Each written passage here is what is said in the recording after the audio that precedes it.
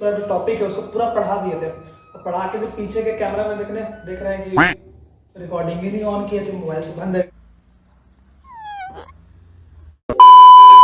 और अब हम लोग पढ़ते हैं लिबरल रिवॉल्यूशन के बारे में, कि आखिर लिबरल्स लोगों ने क्या रिवॉल्यूशन किया था। वो जो रिवॉल्यूशन का टॉपिक हम लोग पढ़ रहे थे 1830 से लेके 1848, एज ऑफ रिवॉल्यूशन, तो उसके अंदर लिबरल्स का क्या रिवॉल्यूशन था। जैसे अभी तक हम लोग जितना पढ़ते आ रहे थे वो किसका रिवॉल्यूशन हो रहा था, पीजेंट्स का था, वीवर्स का था, वर्कर था, अनएम्प्लॉयड लोग थे, गरीब लोग थे। अब उसके साथ साथ 1848 के टाइम में भी उसके साथ साथ जो एजुकेटेड मिडिल क्लास था, जो लिबरल लोग थे, जो हम लोग पहले भी पढ़े कि नेशन यूनिफिकेशन, यानी कि देश को यूनिफाई करने का, एकत्रित करने की जो उनका मुद्दा था उसको लेके वो आगे बढ़ रहे थे, वैसे लोग भी धीरे धीरे इस बातों से और प्रभावित हुए। किन बातों से? जैसे पेरिस में लोगों ने रिवोल्ट किया, उसके बाद क्या हुआ, रिपब्लिक नेशनल असेंबली आया। नेशनल असेंबली ने बोला कि सबके पास भाई वोटिंग राइट रहेगा, सबके पास सफरेज होगा, राइट टू वर्क रहेगा।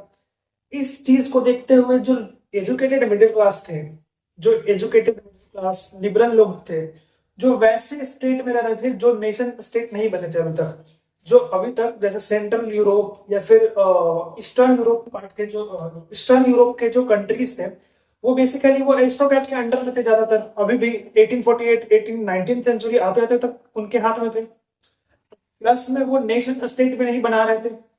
तो वो जो लोग वैसे लिबरल लोग जो नेशन यूनिफिकेशन का बात कर रहे थे, वो लोग उसके साथ साथ एक और जोड़ देते हैं, कॉन्स्टिट्यूशनलिज्म। कॉन्स्टिट्यूशनलिज्म यानी कि संविधानवाद भी।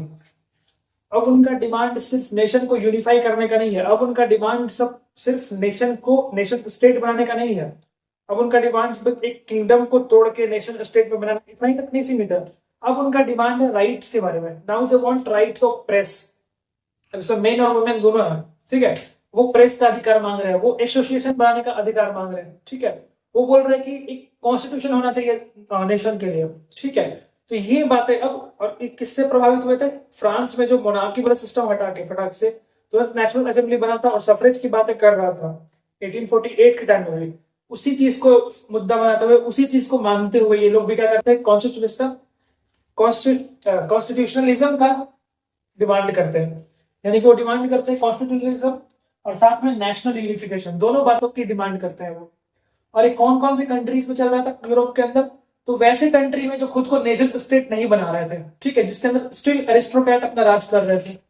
जैसे हो गया कि जर्मन स्टेट हो गया, पोलैंड हो गया, इटली हो गया, ऑस्ट्रो हंगरियन एम्पायर हो गए। ये वैसे कंट्रीज थी, वैसे वहां के किंगडम्स थे जिन जहां के लिबरल्स लोग जो थे इस बात को मुद्दा लेके रिवोल्ट करना स्टार्ट किया, ठीक है।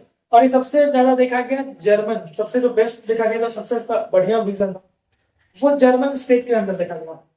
जर्मन स्टेट के अंदर कई सारे जो पॉलिटिकल एसोसिएशन थे, जो सीक्रेट सोसाइटीज वगैरह, जो पॉलिटिकल एसोसिएशन सोसाइटीज थी, उनके कई सारे बड़े बड़े प्रोफेशनल्स, बिजनेसमैन, आर्टिसंस वगैरह लोग, क्या होता है ना कि फ्रैंकफर्ट नहीं,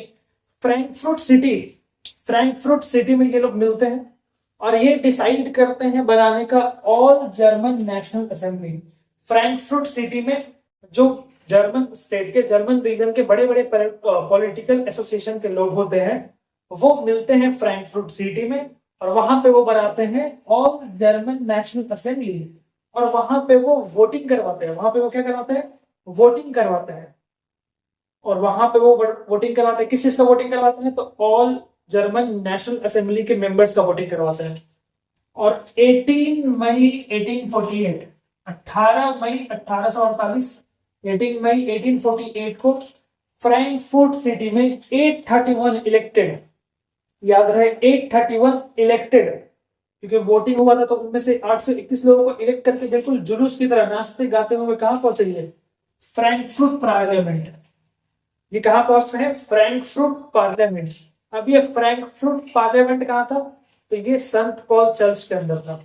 ये कहां था, संत पॉल चर्च के अंदर था फ्रैंकफर्ट पार्लियामेंट। वहां पे ये लोग पहुंचते हैं, 831 मेंबर अपने जगह लेके बैठ जाते हैं, ठीक है। और वहां पे वो बैठते हैं जैसे, वो वहां पे एक जर्मन नेशन, और जर्मन नेशन के लिए एक कॉन्स्टिट्यूशन बनाते हैं। They draft a constitution for a German nation. वो जर्मन नेशन के लिए क्या करते हैं, एक कॉन्स्टिट्यूशन बनाते हैं, राइट। और उस कॉन्स्टिट्यूशन में ये बोलते हैं कि जो जर्मन नेशन होगा वो पार्लियामेंट्री बेसिस पे काम करेगा, वो पार्लियामेंट के बेस पे काम करेगा, जो पार्लियामेंट लोग बनाए थे फ्रैंकफर्ट पार्लियामेंट, इसके बेस पे काम करेगा, ठीक है, जर्मन नेशन इसके अकॉर्डिंग काम करेगा। और यहाँ जर्मन नेशन में क्या होगा, मोनार्की होगा, क्या होगा, मोनार्की होगा, बट वो पार्लियामेंट के सब्जेक्ट, पार्लियामेंट पे सब्जेक्ट करेगा, यानी कि पार्लियामेंट के अंडर वो काम करेगा। उसके पास खुद पे कुछ भी राइट नहीं होगा, उसका जो भी राइट होगा वो पार्लियामेंट चेक करेगी, वही डिसाइड करेगी। तो क्या हुआ, कॉन्स्टिट्यूशनल ड्राफ्ट किया गया जर्मन नेशन के लिए, जहां पे मोनार्की को रखा गया अंडर पार्लियामेंट। और मोनार्की यानी कि राजा बनने का ऑफर दिया गया किसको, फ्रेडरिक विल्हेम को। किसको दिया गया, फ्रेडरिक विल्हेम। ये बेसिकली प्रशिया का राजा था, प्रशिया का किंग था ये। इसको बुलाया कि जर्मन स्टेट का, जर्मन नेशन का क्या बनो, तुम राजा बनो, जहां पे जो राजा है वो पार्लियामेंट के अधीन होगा। बट ये जो फ्रेडरिक विलियम था ना, वो एक्चुअली मेरा वीडियो देखा था, तो वो समझ गया ना कि लुईस 16 के साथ जो हुआ था, वो कॉन्स्टिट्यूशन पे साइन कर दिया था और उसके बाद उसका बुलेटिन कर दिया गया था, बेचारा सारा पावर छीन लिया गया था। तो वो शायद अगर मैंने वीडियो देख लिया होगा तो ये समझ गया होगा, अपने तरीके में लगे मजा आता है, तो ये समझ गया होगा कि भाई अगर हम भी इसको एक्सेप्ट कर लेंगे तो मेरे पास कुछ पावर बचेगा नहीं। इस वजह से इस ऑफर को फ्रेडरिक क्या करता है, रिजेक्ट करता है, और वो बाकी मोनार्क्स को ज्वाइन कर लेता है, बाकी मोनार्क्स को ज्वाइन कर लेता है जो क्या कर रहे थे, जो इस असेंबली को अपोज कर रहे थे, जो इस पार्लियामेंट के प्रोसेस को अपोज कर रहे थे, उनको ज्वाइन कर लेता है फ्रेडरिक विलियम, ठीक है। अब देखो, अब सीन ऐसा होता है कि धीरे धीरे जो एरिस्टोक्रेट है और जो मिलिट्री है वो पावरफुल होने लगती है, वो असेंबली के खिलाफ ज्यादा लोग जोड़ने लगते हैं, ज्यादा पावरफुल होने लगती है। और इसका साथ देते हैं वर्कर्स और पीजेंट्स और वैसे लोग जो एजुकेटेड या मिडिल क्लास के नहीं थे। रीजन क्या था, क्योंकि ये पार्लियामेंट जो बनी हुई थी ना, वो पूरी तरह से किस पे फोकस थी, मिडिल क्लास के द्वारा बनाई गई थी। तो वो वर्कर्स की बातों को, गरीब की बातों को सुनते ही नहीं थे, वो बस मिडिल क्लास के ऊपर फोकस करते थे। इस वजह से एट लास्ट इसको क्या करना पड़ा, बंद करना पड़ा। मिलिट्री फोर्स भी बढ़ गया, प्लस में इनको मिडिल क्लास का सिर्फ सपोर्ट मिला, लोअर लोगों का या फिर गरीब लोगों का या अनएजुकेटेड का, वर्कर्स का, पीजेंट्स का, आर्टिसंस का, जो लोअर आर्टिसंस है उनका उनका सपोर्ट इनको मिला ही नहीं, बस मिडिल क्लास का सपोर्ट मिला। इस वजह से एक ऐसा सिचुएशन क्रिएट हुआ कि इनको डिसबैंड कर देना पड़ा, इनको फोर्सफुली बंद किया जाना पड़ा, ठीक है। और जो लिबरल्स का जो मूवमेंट था, जो लिबरल्स का ये मूवमेंट स्टार्ट हुआ, इसको फाइनली 1848 में ही बड़े मतलब आसानी से क्या कर दिया गया, सप्रेस कर दिया गया, बहुत आसान से क्या कर दिया गया, खत्म कर दिया गया। बट एक्चुअली जब इसको मोनार्क से खत्म कर दिया, इसको कंजर्वेटिव फोर्सेस ने क्या कर दिया, लिबरल मूवमेंट को जब खत्म कर दिया, तो एक चीज और हो गया, इस मूवमेंट का खत्म हो गया, बट जो पुराना जो ऑर्डर था मोनार्की वाला, जो पहले का सिस्टम था मोनार्क्स का, जो पहले जिस तरह से वो राज्य करते थे, जो निरंकुशता के साथ, मतलब बिल्कुल जिसका कोई अंकुश नहीं, कोई रोक नहीं, जो मतलब बोल सकते हैं जो मतलब क्या बोल सकते हैं उसको, जो मतलब वो डट के मतलब जो अपना वो शासन करते थे, मतलब बिना डरे, बिना सोचे, बिना समझे, जो मन में आया वो सब कर लेते थे, वो वाला सिस्टम वापस से उस तरह से सिस्टम फॉलो नहीं हो रहा था। बिकॉज ये जो रिवॉल्यूशन थे वो इतने वाइड स्प्रेड थे, इतने लोगों तक फैल गए थे कि लोग को ये बातें समझ में आ गई थी कि नहीं यार, कहीं ना कहीं मोनार्की सिस्टम में गड़बड़ तो है, मोनार्की सिस्टम कहीं ना कहीं सिर्फ अपना फायदा देकर हम लोग को लूटते जा रहे थे। पहले के लोगों में ये थॉट जनरेट नहीं हो रहा था, बट देख रही जैसे जैसे रेवोल्यूशन, फिर उसको सप्रेस किया जाने लगा, फिर रेवोल्यूशन हो रहा है, फिर सप्रेस किया जा रहा है, फिर रेवोल्यूशन हो रहा है, फिर सप्रेस, मतलब रेवोल्यूशन सप्रेस, यही बस चलते आ रहा है सिलसिला। इससे लोगों में काफी वाइड स्प्रेड मैसेज चला गया कि नहीं भाई, कुछ तो मराठी में गड़बड़ है, तभी तो पढ़े लिखे लोग इनके खिलाफ काम कर रहे हैं। यदि कुछ ना कुछ गड़बड़ है तो हमको भी इनको ज्यादा मानने की जरूरत नहीं है। तो पहले वाला ऑर्डर तो फिर से फॉलो नहीं हो पाएगा यूरोप के अंदर, और इसकी वजह से अब धीरे धीरे क्या होने लगा, 1848 के बाद वैसे बोल सकते हैं हम लोग, वैसे किंगडम्स, वैसे नेशन जो एरिस्टोक्रेट के अंदर थे, वो धीरे धीरे चेंज करने लगे खुद को। वो क्या करने लगे कि चेंज करने लगे, जैसे changes in central and eastern Europe, यानी कि सेंट्रल यूरोप और ईस्टर्न यूरोप के पार्ट थे, वो चेंज करने लगे। हालांकि वो चेंजेस जो वेस्टर्न पार्ट है, जैसे फ्रांस वगैरह हो गया, फ्रांस नीदरलैंड हो गया, उसमें वो चेंजेस पहले से आ गए हैं। बट जो सेंटर का इलाका है, जो किंगडम वाला इलाका है पूरा, जो Austria, Prussia, Poland, Italy, German state, ये सब जो इलाका है, इन लोगों में क्या चाहिए था, चेंजेस की जरूरत थी, जो 1845-48 के बाद देखा जाता है। ये चेंज करना स्टार्ट करते हैं। अब जो हैब्सबर्ग डायनेस्टी था, ये देखो हैब्सबर्ग क्या है, ये डायनेस्टी है, ऑस्ट्रिया की डायनेस्टी है। ऑस्ट्रिया में जो डायनेस्टी रूल करती थी, जैसे फ्रांस में था बॉर्बन, बॉर्बन बिस्कुट, उसी तरह ऑस्ट्रिया में था हैब्सबर्ग डायनेस्टी। तो हैब्सबर्ग डायनेस्टी हो गया, रशियन एम्पायर हो गए। इन लोगों ने इस बात को समझना स्टार्ट किया कि नहीं भाई, हमको लिबरल, अब ये जो स्टार्ट हुआ है ना रिवॉल्यूशन को, फिर बंद करो, फिर रिवॉल्यूशन स्टार्ट हो जाता है, फिर हम लोग सप्रेस करते हैं, फिर स्टार्ट हो जाता है, फिर उसको हम लोग सप्रेस करते हैं। ये चीज को बस एक ही कंडीशन पर रोका जा सकता है, जब हम लोग लिबरल नेशनलिस्ट जो है, जो लिबरल नेशनलिस्ट है, उनकी बातों को कन्फेस कर लें, उनकी बातों को मान लें। वो जो बात बोल रहे हैं उनमें थोड़ा बहुत, तो ऐसा भी नहीं कि पूरा मान ले, बट उनकी बातों को एक हद तक सुने, तभी जाके ये बात रिवॉल्यूशन नहीं करेंगे। और बात है revolution suppression, revolution suppression, revolution suppression नहीं होगा, ठीक है। तो इसलिए कई तरह के चेंजेस लाए गए सोसाइटी ऑर्डर के अंदर, जहां पे जो रशियन डायनेस्टी थी उन्होंने सॉफ्टडाउन को बंद करवाया। सॉफ्टडाउन ऐसा टैक्स था जो लैंड के रूप में पे करते थे कौन, पीजेंट्स। सॉफ्टडाउन को बंद कराया गया। बंधुआ मजदूर, यानी कि मेरा जो स्लेव की तरह समझ सकते हैं, बंधुआ मजदूर, जितना मर्जी उतना मजदूरी, जितना देर उतना देर, मतलब जितना मन उतना देर तक काम करवा सकते हैं। तो बॉन्डेड लेबर के कॉन्सेप्ट को क्या किया गया, बंद किया गया, ठीक है। तो ये चेंज हुआ।